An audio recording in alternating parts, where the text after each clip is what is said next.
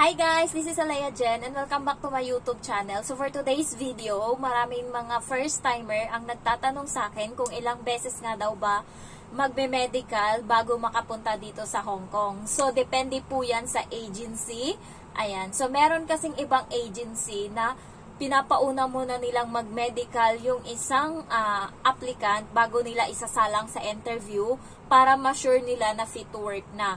So ganyan yung dati kong agency, yung Jedigal, when I was 24 years old. So, pagkatanggap ko kaagad sa broker, kahit wala pa akong employer, nung nag-interview na sa broker and then na-select ako, so pagkatapos nun is sinalang kami agad para sa medical. Ayan, so magbabayad ka kaagad and para doon mo malaman kung fit to work ka na talaga. So, ganun yung nangyari sa akin and doon nga nalaman ko na may bukol yung dede ko. So, naging aware ako and kasi gustong-gusto ko talaga nun makaalis ng bansa kasi hindi ko alam. Ano ko lang talaga nun, parang gusto kong subukan. So, ang ginawa ko is, natakot din ako kasi ang daming namamatay dahil sa breast cancer, ganun. Parang naano yung utak ko and ang ginawa ko is nagpa-check up ako and nanood ako ng mga vlog about kung paano matanggal yung bukol. So, wala siyang gamot na pwedeng tunawin yung bukol. Wala siyang dapat inumin para matanggal siya. Ang isa lang yung solusyon is hiwain talaga yung dede mo and tatanggalin yung bukol sa loob. So, ganito siya kalaki guys. And then, at least nalaman ko sa medical na yun. Thankful na din ako na nauna yung medical na yun bago ako magka-employer. At least aware ako kaysa sa naano ko na lahat ng pwede kong gawin and then sa huli bigla pala akong babagsak kasi hindi pala ako makakaalis. Ayan, so ang nangyari is nagpunta muna ako sa hospital sa East Avenue Medical Center. Public siya, so libre mo lang siya doon magpapa-opera. So ang ginawa ko is company naman kasi may trabaho naman ako. So covered siya ng PhilHealth ko sa employee. Ayan, so employed ako. So hiniwa nga siya and tinanggal yung bukol sa loob. Nung nagpa-ultrasound ako is meron pang bukol na natira dito. Pero hanggang ngayon nandito pa siya. Pero hindi naman siya daw lumalaki ng sobra. Kasi ano siya, parang every may regla ka, lalaki siya. And pagkatas ng regla mo, kukunti, maliit siya uli. So, sabi ng doktor sa akin, kung gusto mo hiwa-hiwain to, mapuro hiwa na tong dede mo. Kasi tutubo yung iba. Kasi halos lahat naman ng dede ng tao merong bukol. Pero normal lang yan, sabi niya. Pero yung mga hindi talaga normal, yung cancerous, kaya ano pa din kayo, be mindful pa rin kayo sa katawan nyo, lalo pagkatas nyo ng regla, pwede nyo i-check yung dede nyo, angat nyo konti, ayan, and then check nyo siya, ganyan himasimasin nyo, baka merong bukol, para aware kayo, kasi yung iba na cyst, yung cyst talaga yung nakakatakot, lalo pag lumalaki siya, and then pag lalaki siya ng ganito kalaki guys, is pwede na siyang maging stage 1 or stage 2 ng cancer. Ayan, so nakadepende sa cyst, merong cancerous and then merong malignant. Ayan, so malignant tsaka benign pala, sorry. Yung malignant is yun yung nakakatakot, yun yung lumalaki and yun yung pwedeng maging cancer. Yung benign is wala, taba lang yun, parang ganun daw taba. Ayan, so yung akin benign naman, pero hindi ka kasi makakaalis ng bansa kasi nagfi-physical, 'di ba, sa doktor na magche-check sa'yo sa medical is hihimasin nila yung dede mo and makita talaga agad nila yung bukol mo. Kaya wala akong choice, pinatanggal ko talaga yun. And nung time na yun, parang ilang buwan, hindi lang buwan guys, mag-iisang taon na kung walang baboy, taba. Ayan, so halos naumay na ako sa puro gulay, isda, doon na lang umiikot and pagkakain lang ako ng isang hiwa ng baboy, parang cheat na ako, cheat time ko na, parang, ay, baka lumaki na siya. Parang, na-stress talaga ako dun sa bukol na yun. Kaya, better talaga pag may bukol kayo, ipa-check up nyo na sa public para ma-action na at least wala na kayong inaalala. Kasi yung isang babae dun, guys, marami na din ako nakakausap. Kasi, kada punta ko sa hospital, merong iba-ibang case na merong nahiwa na yung dede, wala na flat na, dalawang dede, pinatanggal na, merong iba hiniwaan, ayan. So, merong iba nagkikemo. So, ang dami mo na talagang maririnig, and ang dami mo nang merong iba umiiyak na pinapasa Diyos na lang. Kaya aware na lang kayo. Ayun, so ang haba na ng chika ko. Hoy, sa medical tayo, balik. Ayan, so sa medical guys, ayun yung nangyari sa una kong agency. Dito sa pangalawang apply ko, dito ngayon sa Kings and then Light in Hope is una muna yung employer bago medical. Ayan, so nagpa-interview ka sa broker's interview, bibigyan kanila ng list ng mga kakailanganin mong requirements, and then isasabi din nila sa'yo. Pero may isang broker sa Light in Hope na pinapauna niyang i-medical pagkatapos niya natanggap sa brokers na yon. So, ipapamedical ka niya kaagad. Ayan, para sure daw na fit to work. Pero yung ibang mga broker, employer muna bago sila magpapamedical. Yun yung maganda, yung employer muna bago medical, and yun yung broker or yun yung agency na sa akin. Kasi nung natapos na nakapasa ako sa broker na yon, sa Asia Selective, ayan, pagkatapos ko dyan nakapasa, and then antay ako ng 1 week mahigit, and then meron akong employer's interview. Nung pag-interview sa akin and naselect ako, doon na ako sinabihan ng agency na pumunta na ako sa kanila, mag-report ako kasi pipirma ako ng job order and dumiretso na ako kaagad sa medical. Basta as long as handa na yung pera mo, may pera kang dala, kasi babayaran mo yung medical ng 5,000, yung iba mas mahal dyan. Ayan. So, pagka may pera kang dala, automatic medical ka na kaagad. Kasi yung ibang amo guys, lalo pag rush, mainipin, ayaw nila ng ang dami mong pending, kailangan tapusin mo na kaagad. Kaya ako, lahat ng mga requirements na binigay sa akin, tinapos ko kaagad, kaya 2 months lang nandito na ako. And nung time na yun, nagmamadali din yung amo ko kasi sobrang dumi na ng bahay nila. Tamad kasi sila. Ayan, kaya sila kumukuha ng katulong kasi hindi nila kaya siguro yung mga gawain. Ewan ko, ayaw niya na maglinis, ayaw niya nan. So, pagkatapos nun is nag-medical ako kaagad. Sa Pinas pala guys, 1 beses lang ako nag-medical kasi every 3 months, magme-medical ka kapag halimbawa nag-medical ka ngayon and then 3 months na hindi ka pa nakaalis. Yun yung tinatawag na pre-medical. Ayan.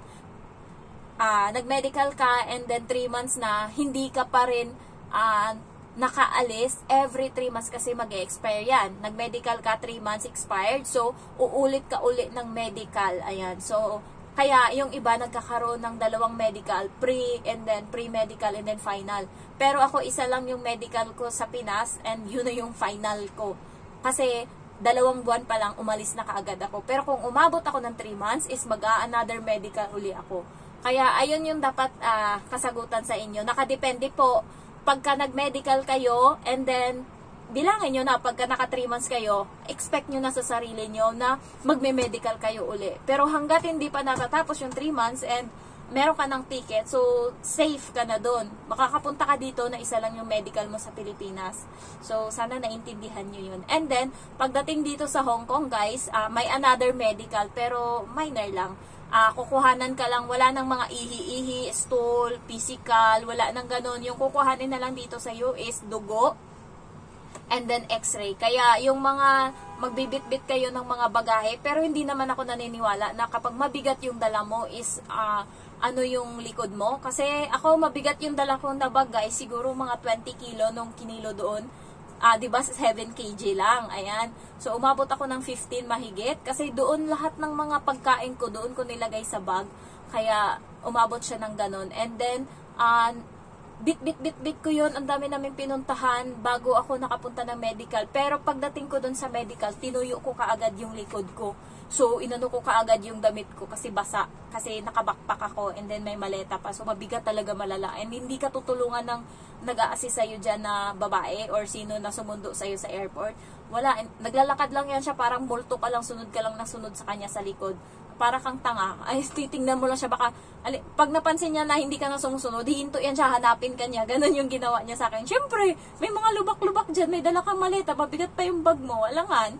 So, nagulat siya siguro. Cellphone lang siya ng cellphone. Lakad lang siya ng lakad. And then, hindi niya napansin na wala na ako sa likod niya. So, hinanap niya ako. And huminto siya muna. Ayan. So, ayun lang. Walang tutulong sa'yo pagdating mo. Hindi ka nila tutulungan. Kaya, sure nyo talaga na hindi ganun kabigat yung dala nyo. Ayan. So, pagdating ko doon sa medical dito sa Hong Kong, is tinuyo ko kaagad yung likod ko. Kasi, x-ray agad yun. Kailangan, talaga, careful. Ayan. Kasi, nandito na tayo. Isang step na lang, sasabak na tayo agad sa trabaho, baka doon pa tayo mapabalik ng Pinas. Kaya tinuyo ko kaagad yung likod ko, pinaypayan ko, and then nung sinalang na ako, konting hinga-hinga lang guys, technique sa sa x-ray, wag masyado yung ganon, yung malala, sabi, hold your breath, ganon. So, hold ka din, parang tanga ka. Ganon, yung sobrang lala. So, kalma lang. Konting hinga lang. Angat. Okay na. Ganon lang gawin nyo, guys. Kasi may kasamahan ako na yung pinsan niya, ang lakas ng loob, bida-bida, kasi akala niya, fit to work siya, kasi wala naman siyang sakit, hindi siya hinahapo.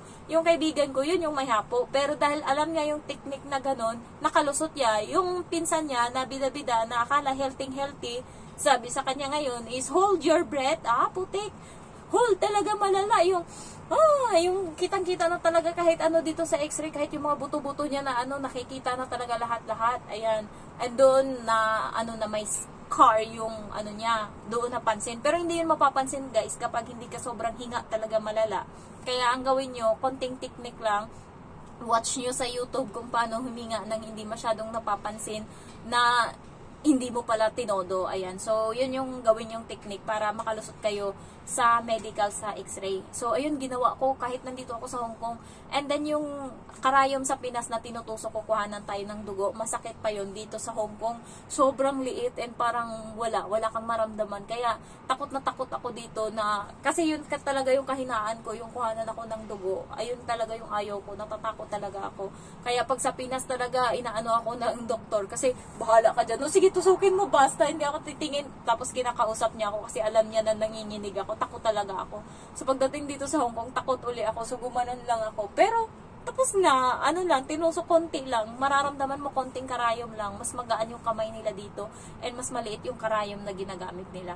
So, yung iba guys, may mga technique na umiinom pa sila ng fresh milk. Ganon. So, hindi ko tinry yun. Hindi ko inano. Kasi, pag nag-fresh milk pa ako, masisira yung tiyan ko. Magji-jibs talaga ako ng basa, kaya hindi ko talaga inaano. Depende kasi yan sa tao kung sanay sila sa fresh milk. Pero ako, alam ko na talaga pag fresh milk, diretso agad ako CR niyan. Bilang lang ako ng mga 10 minutes, ayan. Kaya hindi ako nagfi-fresh milk. Sila nagfi-fresh milk sila, ayan. So, tips lang, ganon. And then, kapag meron kayong mga opera, sabihin nyo na kaagad. Ako, sinabi ko na sa, nung nag-physical sa, sa Pinas, sabi ko na agad, inuna ko na, ma'am, meron akong opera sa dede. Okay lang yun. Basta, maging mabait na lang kayo. And, kasi, minsan nami-personal sila kapag kapag maldita or kapag may attitude ka, ganun din. Pero, nung nakaraan guys, nung nag-apply ako 24, so, fresh na fresh pa yung mukha ko, and yung tarantado na nandun sa x-ray is, malibog. Tarantado talaga yun. So, napaka-inosente ko talaga. So, nagpunta ako sa kanya, alam mo ginawa niya, in-error niya yung yung x-ray ko para bumalik ako sa kanya. So, another 250. Wala talagang awa yun. Alam mo, kinuha niya yung number ko kasi daw tutulungan niya ako. Kasi pagbalik ko, sinabi kasi sa akin ng agency na bumalik ka doon sa medical kasi may hindi ka na kompleto. May mali, sabing ganun. Merong kang dapat asikasuhin doon. So, bumalik ako. Ang error ko is dalawa. Yung bukol ko sa dede and doon sa x-ray. So, nagtaka ako. Ang tino naman ng x-ray ko. Bakit ganun? So, alam ko naman yung technique. Pero yun pala, ginawa niya. So, pumunta muna ako sa taas sa may bukol and pinasa ko doon yung report ng doktor na yun nga, fibroadenoma yung yung bukol ko. So, sabi nila, daw ako, ewan ko, opera ata yung hinihingi nila. So, parang nanghina na ako doon. So, pumunta ako doon sa x-ray. Nagpa-x-ray ako another 250 kasi iuulitin uli. So, pagdating ko doon is manya kasi yung lalaki na yung visit. So, pagdating ko doon, 24 pa lang ako noon and bata pa talaga. Wala pa akong kaalam-alam masyado. Pagdating ko doon, sabi niya, meron daw mali. Alam niya na yung record ko guys. Sabi niya, meron daw mali sa sa breast mo, sa physical mo. Sabi ko, nagulat ako, ba't alam niya? Sabi ko, opo, yung sa dede ko.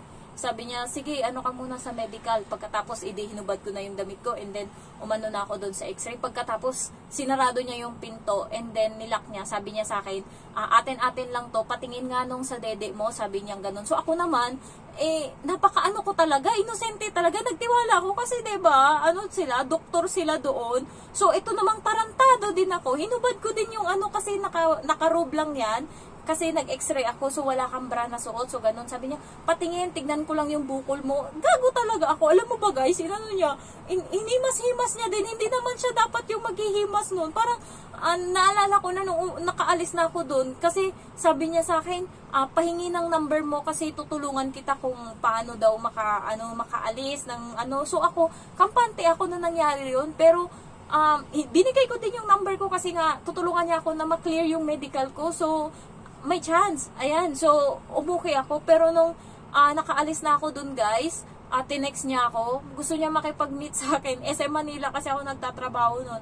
Gusto niya akong makamit, hapunan. Ayan. So, dun ko na tarantado talaga ako. So, naisahan ako dun.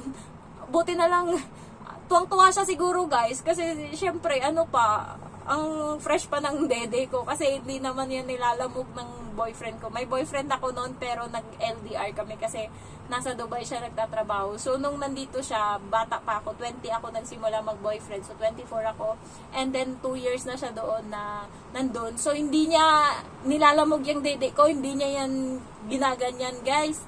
Hawak lang talaga yan siya kasi inaalagaan niya nga yan. So, tuwang-tuwa yung tarantado kasi tayo pa talaga yung dede ko. Kaya siguro, nung pag-alis ko doon, tinext niya kagad ako, tumatawag pa siya. Gusto niya pumunta ng SM Manila kasi sabi niya, saan ka ba nagtatrabaho? Sabi ko, SM Manila po. Sabi niya, malapit lang ako dito, pwede kitang puntahan doon. Sabi niya ganun sa akin. So, nagulat ako doon and gusto niya makipag-meet. So, yun talaga, tarantado. Kasi, hindi ko rin naisip, ang bata ko pa talaga nun. So, ayun lang guys, na-share ko lang ang haba na pala ng chika ko. So, basta guys, pagka unang medical, pag 3 months hindi ka pa nakaalis, sure yan, another medical ka uli. Pero pag nag-medical ka and then wala pang 3 months, naka-flight ka na, isang medical lang yan, kaya okay. So, ganun lang. So, sa mga nagtatanong, nakadepende po kung nakaalis ka na ng wala pang 3 months, so isa lang, ayan lang. And dito sa Hong Kong, isa lang. And yun, kukuhanin lang sa'yo dugo and then x-ray. So, walang masyadong hanas and thank you so much for watching. Sorry, napadaldal ako today. Bye-bye!